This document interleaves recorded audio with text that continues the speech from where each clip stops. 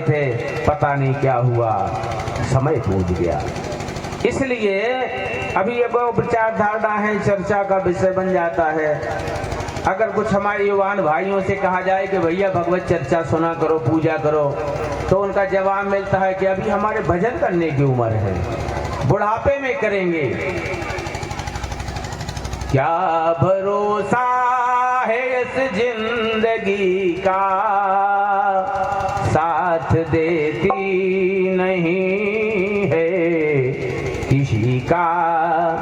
क्या भरोसा है कि कल का दिन मिलेगा? हम बूढ़े हो जाएंगे तब हम भजन करेंगे, हम तीर्थ जाएंगे। अरे भैया आज का कल, महीने 15 दिन का तो भरोसा नहीं है, कल कभी आता ही नहीं है। इसलिए अच्छे काम को हमेशा अभी कर लेना चाहिए। आज करंते आप आज करंते आज कर तुरंत करिए, क्योंकि कल तो कभी आता ही नहीं है। इसलिए चर्चा का विषय था महाराज कपिलोपाख्यान के नाम से इन अध्यायों की कथा को जाना जाता है। कहते हैं इस आख्यानों को जो सुनता है, श्रवण मात्र करता है, उसके जीवन के संकट खत्म हो जाते हैं। माता देवहूति कपिल के बीच में चर्चा है, चर्चा हो रही थी भक्ति की। तो भगवान का स्मरण एक भक्ति है और पाद सेवनम। देखो आजकल का तो चलन है, सबके घर में लड्डू गोपाल तो रखे ही हैं, भोले बाबा भी हैं और लड्डू गोपाल हैं। लड्डू गोपाल को स्नान कराइए जल से, गंगा जल आदि जो आपके पास व्यवस्था है, और उसका चरणोदक, पाद सेवनम, चरणोदक एक बूंद। थोड़ा सा एक जानकारी में और दे दूं, कभी देखा है मैंने कि जैसे चरणोदक होता है, अब भगवान की मूर्ति बड़ी है, 1-8 लीटर गंगा जल से नहवाया है, और भाई लोग ऐसी कुपरिया उठा करके पूरी लगा के गटागट मार जाते हैं। या गुरुजी के संत के चरण धोए, इतनी भावुकता होती है कि पूरा गटक जाते हैं। ऐसा नहीं, चरणोदक 1 बूंद 2 बूंद का होता है, जहां तक इस जिह्वा के द्वारा गले तक पहुंचे उसको चरणोदक कहते हैं। नहीं तो तुम्हारा आहार हो गया, वो तो तुमने 1 लीटर पी लिया, मतलब भोजन की आवश्यकता नहीं। तो पाद सेवनम, चरणोदक थोड़ा लेना चाहिए, मेरे कहने का भाव यही है। आगे चर्चा में जा रहा हूं। अर्चनम बंधनम और दास्यम, या तो बंधन करिए, अर्चन करिए, बंधन करिए, मंदिरों को जाइए।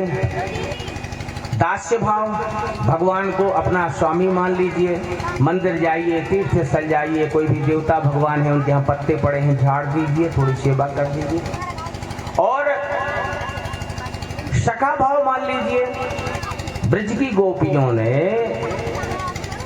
पति रूप मान लिया, साथियों ने मित्र मान लिया, अर्जुन ने सखा मान लिया, साक्षात भगवान है। और जाकी रही भावना जैसी, प्रभु मूरत देखी तन तैसी। परमात्मा तो जिस भाव से आप जैसा भजेंगे वैसे ही वो आपको स्वीकार कर लेते हैं।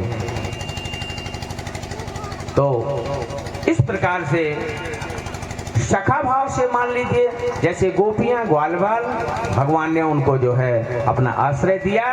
और अंतिम भक्ति है आत्मभाव निवेदनम, अपने शरीर को ही परमात्मा में अर्पित करो। आरती गाते हैं मोना, जय जगदीश हरे, तेरा तुझको अर्पण क्या लागे मेरा। लेकिन क्या ये वास्तव में है? तेरा तुझको अर्पण, केला लेके गए, 1 दर्जन भगवान का अर्पण करे, पुजारी ने अगर 2 केला निकाल रहे ना भोग में, तो नजरें चढ़ गई कि हमारे 2 केला पुजारी ने घर ले। अब तेरा तुझको कहाँ अर्पण बचा?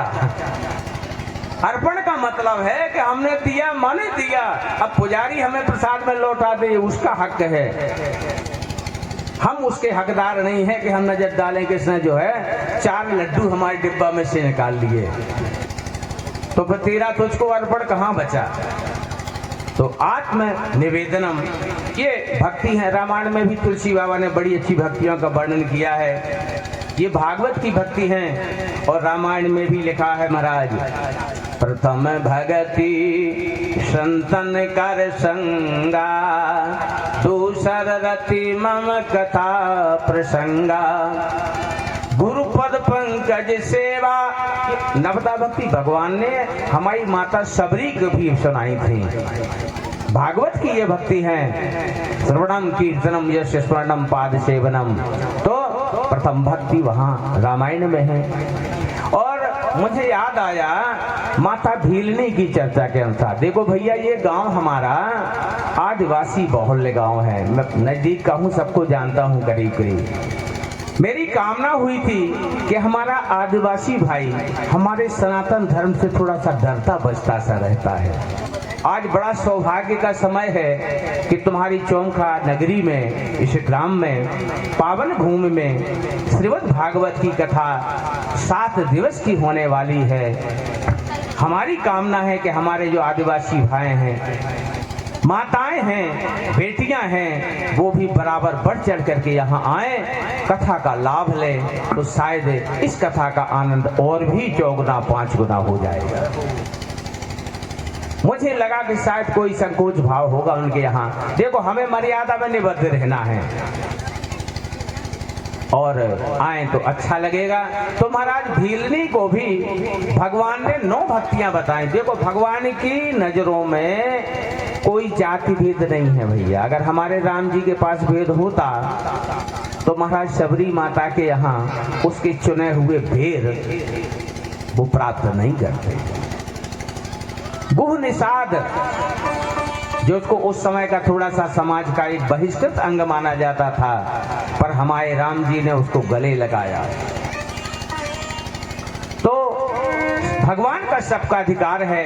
अब यह है कि ब्राह्मण को अपनी सीमा में अधिकार है, क्षत्रिय को अपनी सीमा में अधिकार है, हमारे सभी वर्गों को अपनी अपनी सीमाओं में। भजन करने के लिए किसी का निषेध नहीं है कि अमुक व्यक्ति भगवान का भजन नहीं कर सकता।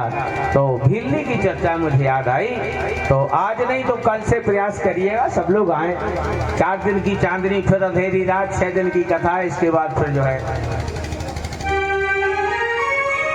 तो चर्चा सुना रहा था मैं कि महाराज कपिल भगवान और माता देवहूति के साथ कर्म योग, ज्ञान योग, सांख्य योग की चर्चा, भक्ति योग की चर्चा करी। इसके बाद एक प्रसंग और आता है। माता ने पूछ लिया कि संसार में जो मनुष्य का जन्म होता है इसका कैसे निर्माण होता है, मनुष्य जीव कैसे पैदा होता है। कर्मणा देव नेत्रेन्द्र जंतुर्हे देहोपपत्तये, स्त्रियां प्रविष्ट उदरम पुंसो रेतः कणाश्रयः। ब्रह्मा का एक विशेष सिस्टम है। पहले मानव सृष्टि होती थी और मनुष्य शत्रुपा के बाद सांसारिक सृष्टि हो गई। जब भी एक स्त्री एक पुरुष का संयोग बनता है, तीसरा अपने आप उत्पन्न हो जाता है। तो महाराज कपिल कहते हैं कि सबसे पहले रज के रूप में जब कोई जीव स्वर्ग का सुख भोग कर या नरक का दुख भोग कर फिर पुनः जमीन धरती पे आता है, भागवत में लिखा है क्षीणे पुण्य मृत्युलोकम बसती। कभी ऐसा नहीं है कि आप हमेशा स्वर्ग चले गए तो आप स्वर्ग का पट्टा बन गया है, नरक चले गए तो नरक का पट्टा बन गया है, ऐसा नहीं होता मेरे भाई। जितनी आपकी पुण्याई है वहाँ चित्रगुप्त महाराज धर्मराज के यहाँ लेखा जोखा होता है। आपने कितना पुण्य किया है उसके हिसाब से आपको स्वर्ग में आनंद मिलेगा। अगर अपराध किया है तो दंड उतना ही मिलेगा नरक में जितने का अपराध है। आपका अपराध खत्म हो गया, जैसे जेल की सजा किसी को 2 साल की हुई तो 2 साल के बाद वो बरी हो जाएगा। तो कपिल भगवान कहते हैं कि माता सुनो, जब जीव यहाँ से स्वर्ग या नरक से फुर्सत हो जाता है, सजाओं को भोग करे, सुख भोग कर, तब वो मनुष्य के रज में आके मिलता है। माता से संयोग होने के बाद माता के पेट में चला जाता है, 5 दिन में एक छोटा सा बुलबुला बन जाता है। इसी प्रकार वो धीरे धीरे बढ़ता है, 1 महीने में उसका थोड़ा सा आकार गोलाकार बन जाता है। 6 महीने में उसके हाथ पैर रोम आदि पूरे अस्थि 7 धातुएं तैयार हो जाती हैं और होते होते 9 महीने में वो इस संसार में अवतरित होता है। ऐसी चर्चा सुनी और ऐसे शरीर को पाकर के भी हम मानव क्या कर रहे हैं, बड़ा चिंतनीय विषय है।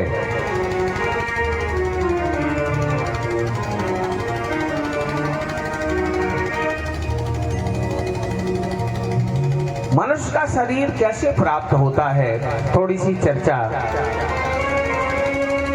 भागवत कथा में आता है कि व्यक्ति को जन्म लेने के लिए भगवान ने 84 लाख योनियां तैयार की हैं। अंडज, पिंडज, श्वेत, जरायद 4 खाने हैं और हर जीव अपने कर्मों के अनुसार इन 84 लाख योनियों को भोगता हुआ, जैसे कुकर, सूकर, बिल्ली, गधा, चींटी, चिटिया, चिड़िया आदि आदि योनियों को भोगते हुए जब उसकी पुण्याई बनती, देखो भैया 84 तो बहुत कहलाती है, फिर 84 लाख विचार करो कितने कष्टों के बाद ये मनुष्य का शरीर प्राप्त होता है महाराज, और वो सहज में नहीं, पुण्याई बनती है। कबहु की कर करुणा निज देही, और जब परमात्मा कृपा कर देता है उस जीव पर, हम आप मनुष्य हैं इसलिए आपको सहज में मिल गया ना हमें मनुष्य का शरीर, इसीलिए हम उसको बहुत हल्का मानते हैं। उनसे पूछो जो अन्य योनियों में पड़े हैं, अगर हम आप उनकी भाषा समझते होते, उनसे पूछते तो बकरे से पूछते कि भैया तू कैसे जीवन चला रहा है, तो बकरा यही कहता है कि महाराज सिर्फ खैर मना रहा हूं मिनटों की, दिनों की, पता नहीं किस दिन आ जाए और मेरा जय श्री राम काम तमाम हो जाए। और हम तो मनुष्य है महाराज, तो बड़ी मुश्किल के बाद 84 लाख योनियों के बाद हमको मनुष्य का जन्म मिलता है। और पाए न जेहि परलोक सुधारा, साधन धाम मोक्ष कर द्वारा, पाए न जेहि परलोक सिधारा। ये साधन है भैया हमारे मुक्ति प्राप्त करने का।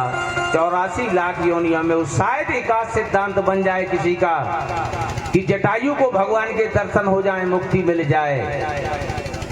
ये संयोग सबके साथ नहीं हो सकता, तो ये हमको मुक्ति प्राप्त करने का मनुष्य का साधन है। हम इसके लिए प्रयास करें, सरल है।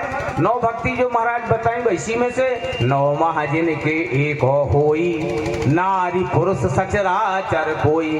9 भक्ति है महाराज, एक ही अपना लो महाराज, जीवन कल्याण हो गया। सीताराम सीताराम गाए जा, बस एक ही अपना लो महाराज। अतिथि सेवा अपना लो, संकल्प ले लो कि हमारे घर में कोई आएगा हम उसको भूखा नहीं जाने देंगे, महाराज आपका जीवन धन्य हो गया, भक्ति हो जाएगी। तो बड़ी कीमत है हमारे इस मनुष्य शरीर की और हम इसको सहज में निकाल रहे हैं। तो मनुष्य का कैसे इस जीव का आगमन होता है उसके बारे में कपिल जी ने महाराज अपनी माता देवहूति को बताया। सारे दृष्टांत की चर्चा हुई। कपिल भगवान ने पूछा माता कुछ और सुनना है। तब तक माता देवहूति को परमात्मा की पूर्ण अनुभूति हो चुकी थी। इस पंच भौतिक शरीर को महाराज ध्यान योग के द्वारा और एक नदी के रूप में परिवर्तित कर दिया और भगवान कपिल भी तपस्या करने के लिए चले गए।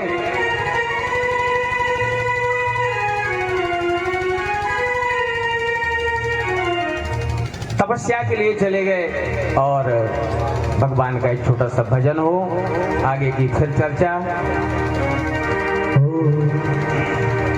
इस दुनिया में सुंदर सुंदर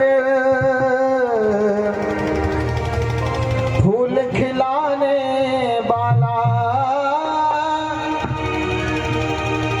तरह तरह की कठपुतली को नाच नचाने वाला कौन है, बोलो बोलो कौन है। सब कुछ करता रहता फिर भी मौन है। बोलो बोलो कौन है, हाँ बोलो बोलो कौन है।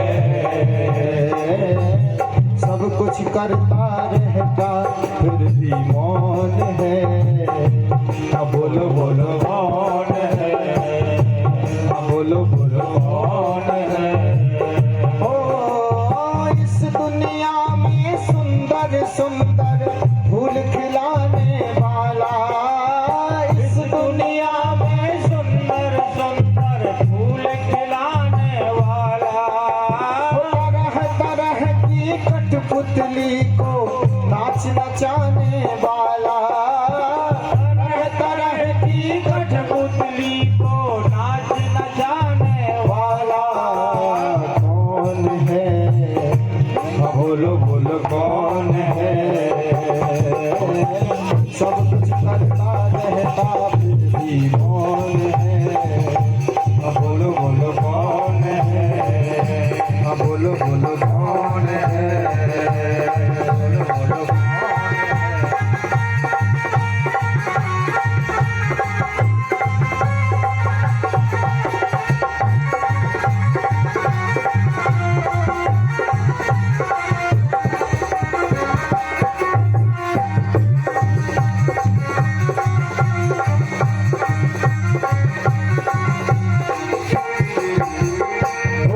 ध्यान सागर में जाता कितना जल ठहराया, कितना जल ठहराया, कितना जल ठहराया।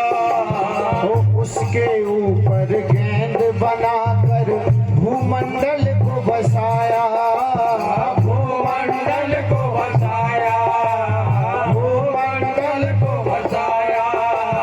उसे तराने सारी सृष्टि रचाने वाला, उसे कराने वाला, सारी सृष्टि रचाने वाला कौन है, हाँ बोलो बोलो कौन है। सब कुछ करता रहता फिर भी मौन है, हाँ बोलो बोलो कौन है, हाँ बोलो बोलो कौन है। वो सब कुछ करता रहता फिर भी मौन है, बोलो बोलो कौन है।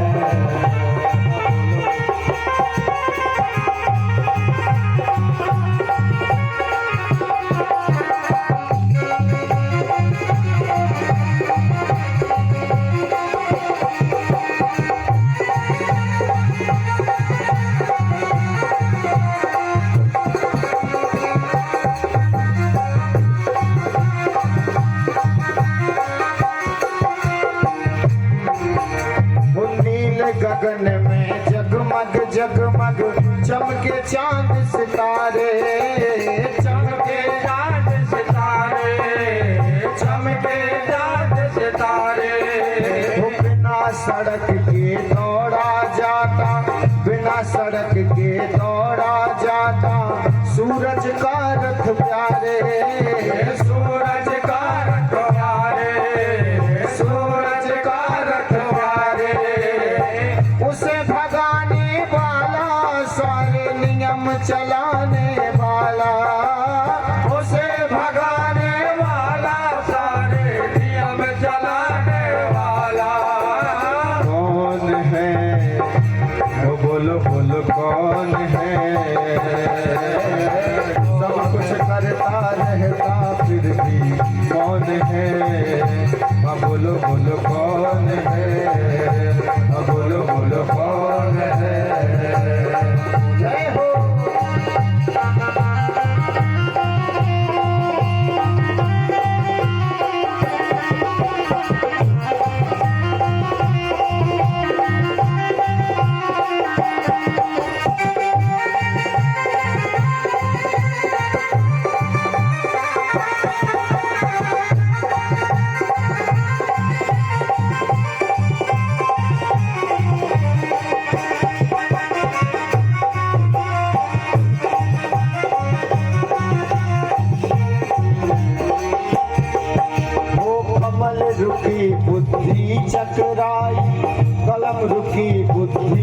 चुराई देख हरि की माया, देख हरि की माया, देख हरि की माया। ओ पंकज में से ब्रह्मा निकले, पंकज में से ब्रह्मा निकले, कण कण ब्रह्म समाया, कण कण ब्रह्म समाया, कण कण ब्रह्म समाया।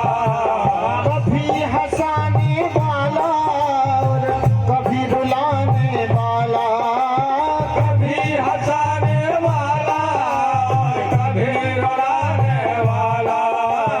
कौन है बोलो बोलो कौन है, तो कुछ लगता रहता फिर भी कौन है, बोलो बोलो कौन है, बोलो बोलो कौन है। वो इस दुनिया में सुंदर सुंदर फूल खिलाने वाला, इस दुनिया में सुंदर सुंदर फूल खिलाने वाला। वो तरह तरह की कठपुतली को नाच नचाने वाला, तरह तरह की कठपुतली को नाच नचाने वाला।